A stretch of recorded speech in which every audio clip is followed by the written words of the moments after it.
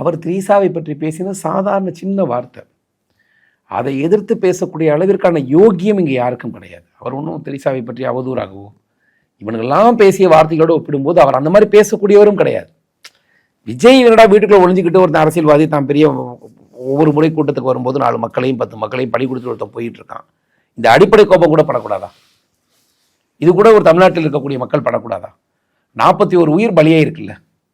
அப்படி ஒரு பொதுக்கூட்டம் நடத்தும் போது நீ இதுவரை நான் கேட்கிற விஜய் என்கிற நடிகன் இதே மக்கள் கூட்டத்தோடு எத்தனை காலமாக இருக்கிறார்? ஒரு 20 வருஷமா இருப்பாரா? 20 வருஷமா நீ தமிழ்நாடு ஃபுல்லாக சுற்றி போயிட்டு வரையில எல்லா இடங்களுக்கும் போறீங்க வர்றீங்க.